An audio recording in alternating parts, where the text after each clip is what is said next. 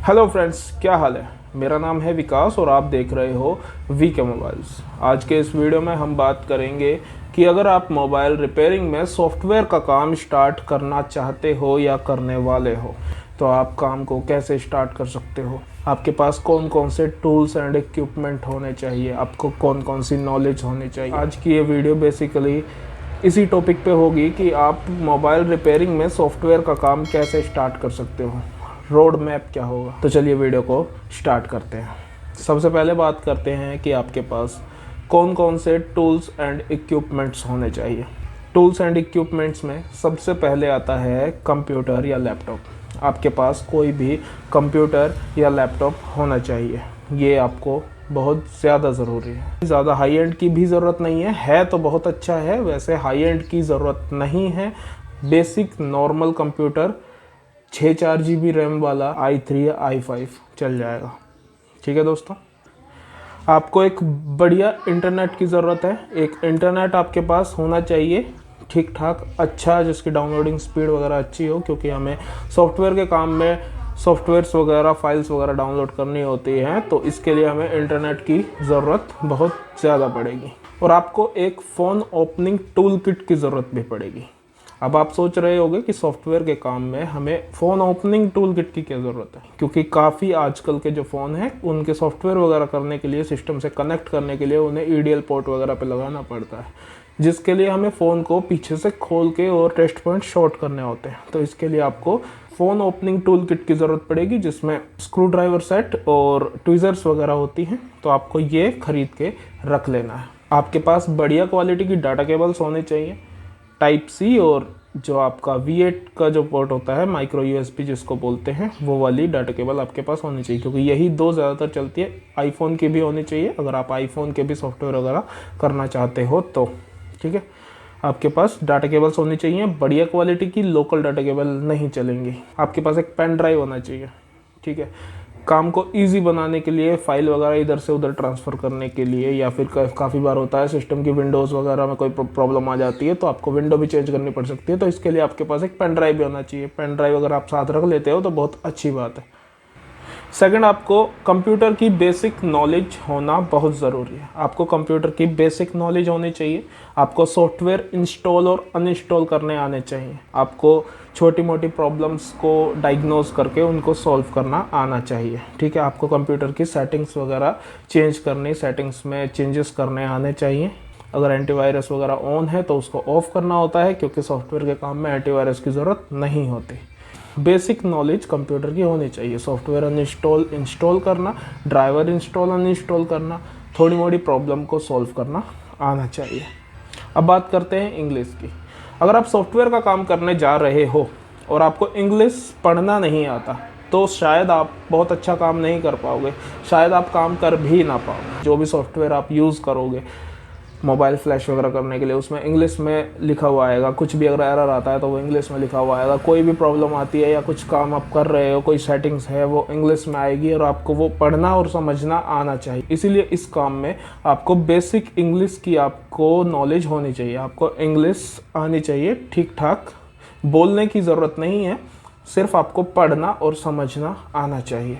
आपको operating system की knowledge होनी चाहिए। ऑपरेटिंग सिस्टम के बारे में पता होना चाहिए। वैसे सबको पता ही है, आजकल दो ही ऑपरेटिंग सिस्टम ज़्यादा चलते हैं, iOS और एंड्रॉयड। एप्पल के मोबाइल फ़ोन में iOS ऑपरेटिंग सिस्टम चलता है, और जो अदर ब्रांड्स हैं, सैमसंग, शाओमी वगैरह, ओप्पो, वीवो वगैरह, इनमें एंड्रॉयड ऑपरेटिंग सिस्टम चलता है। तो इसकी आपको नॉलेज होनी चाहिए। अब बात करते हैं सॉफ्टवेयर करोगे कैसे। सॉफ्टवेयर करने के लिए ज़रूरत होती है फ्लैश टूल की, फ्लैश फाइल की, ड्राइवर्स की। ठीक है, आपको नॉलेज होनी चाहिए फ्लैश टूल के बारे में कि फ्लैश टूल क्या होते हैं, कौन कौन से होते हैं। कुछ फ्लैश टूल के बारे में मैं आपको अभी बता देता हूँ। जैसे कुछ फ्री के फ्लैश टूल होते हैं, जैसे कॉलकॉम के लिए क्यूफिल फ्लैश टूल होता है, कॉलकॉम फ्लैश टूल। एमटीके के लिए एसपी फ्लैश टूल होता है, शाओमी के लिए एमआई फ्लैश टूल होता है, सैमसंग के लिए ओडिन फ्लैश टूल होता है। अब बात करते हैं फ्लैश फाइल क्या होती है। फ्लैश फाइल फर्मवेयर जो आपके फ़ोन में सॉफ्टवेयर है, ठीक है। जो सॉफ्टवेयर है उसकी जो फाइल है उसे फ्लैश फाइल बोलते हैं। इसे आप इंटरनेट से डाउनलोड कर सकते हो, गूगल से डाउनलोड कर सकते हो। गूगल सर्च करोगे काफ़ी सारी वेबसाइट आ जाएंगी, काफ़ी सारी वेबसाइट पे फ्लैश फाइल अवेलेबल होती है। आप मॉडल नंबर डाल के मॉडल के हिसाब से फ्लैश फाइल को डाउनलोड कर सकते हो। काफ़ी वेबसाइट हैं, ट्रस्टेड वेबसाइट हैं, जैसे repair my mobile, GSM mafia. आप इन वेबसाइट से फ्लैश फाइल डाउनलोड कर सकते हो। सैमसंग की सैमफ्यू जो वेबसाइट है, सैमसंग फर्मवेयर की जो वेबसाइट है, वहाँ से आप सैमसंग की फ़ाइल डाउनलोड कर सकते हो। ठीक है। इसके बाद करते हैं ड्राइवर्स की। ड्राइवर्स की नॉलेज आपको होना बहुत ज़रूरी है। अगर ड्राइवर्स की नॉलेज आपको नहीं है तो आप फंसे रहोगे। आपका फ़ोन सिस्टम से कनेक्ट ही नहीं हो पाएगा, सिस्टम से कनेक्ट नहीं हो पाएगा, कुछ एरर दिखाएगा, आप उसे सॉल्व नहीं कर पाओगे, आपके ड्राइवर अच्छे से इंस्टॉल नहीं होंगे। तो आपको ड्राइवर की नॉलेज होनी चाहिए कि कौन सा डिवाइस कौन से ड्राइवर से PC से कनेक्ट होगा। जैसे MTK के डिवाइस MTK के ड्राइवर से कनेक्ट होंगे, कॉलकॉम के डिवाइस कॉलकॉम के ड्राइवर से कनेक्ट होंगे, सैमसंग के डिवाइस सैमसंग के ड्राइवर से कनेक्ट होंगे। ऐसे ही आपको सभी ड्राइवर्स के बारे में पता होना चाहिए। कुछ ड्राइवर्स मैं बता देता हूँ, जैसे ADB ड्राइवर्स होते हैं, MTB ड्राइवर्स होते हैं, क्वालकॉम का HS9008 का एक ड्राइवर होता है, MTK का प्रीलोडर वीकॉम ड्राइवर होता है। आपको ड्राइवर्स की नॉलेज होनी चाहिए। अगर आपको ड्राइवर्स की नॉलेज नहीं है तो मैं आई बटन पे लिंक दे दूंगा, आप मेरी वीडियोस देख सकते हो। मैंने ड्राइवर के बारे में वीडियोस बनाई हुई है। ड्राइवर्स की आपको नॉलेज होनी चाहिए, आपको मोड्स की नॉलेज होनी चाहिए। आपको पता होना चाहिए कि कौन से मोड से हमारा डिवाइस सिस्टम से कनेक्ट होगा और इस पर हम फ्लैशिंग या अनलॉकिंग कर पाएंगे। कॉलकॉम के फ़ोन EDL मोड पे कनेक्ट होते हैं। ठीक है। MTK के जो मोबाइल होते हैं वो प्रीलोडर मोड पे कनेक्ट होते हैं। ठीक है। कुछ ADB पे कनेक्ट होते हैं, कुछ फास्ट बूट में कनेक्ट होते हैं। तो आपको पता होना चाहिए, जैसे ADB, फास्ट बूट और रिकवरी मोड और side load mode, EDL mode, preloader mode क्या होते हैं, ये आपको पता होना चाहिए। आप मेरी पुरानी वीडियोस देख सकते हो, मैंने वीडियो बनाई हुई है। आपको ड्राइवर्स के बारे में पता होना चाहिए, आपको मोड्स के बारे में पता होना चाहिए। ठीक है। ये सब चीज़ें अगर आपको पता है और आपने ये ट्राई किया हुआ है, आपको अच्छे से नॉलेज है इन चीज़ों के बारे में, तो आप सॉफ्टवेयर का काम स्टार्ट कर सकते हो। अगर आपको नहीं पता तो आप मेरी पुरानी वीडियोस देख के सीख भी सकते हो। ठीक है। और बाकी आपको पता होना चाहिए सॉफ्टवेयर का जो काम होता है, इसमें आपको कुछ सावधानी रखनी होती है, कुछ सेफ्टी रखनी होती है। सॉफ्टवेयर का काम आप करोगे तो आपको ये चीज़ें फेस होंगी, ये चीज़ें आपके सामने आएंगी।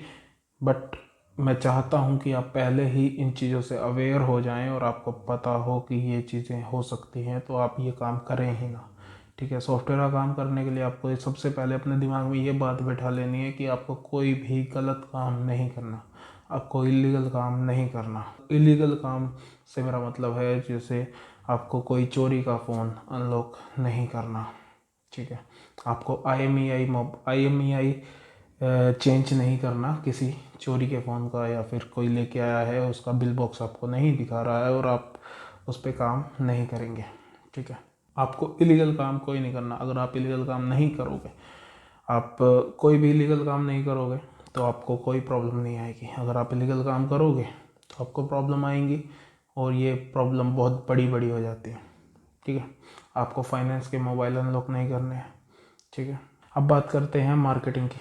मार्केटिंग आपके पास काम आएगा कहाँ से? आप सॉफ्टवेयर का काम स्टार्ट कर लोगे, आपने पूरा सेटअप लगा लिया, बट आपके पास काम कहाँ से आएगा? काम के लिए या तो आपको एक शॉप खोलनी होगी कहीं भी मार्केट में, जहाँ मार्केट एरिया हो, अच्छी मार्केट हो आपके हिसाब से, वहाँ पे आपको शॉप खोल के बैठना होगा।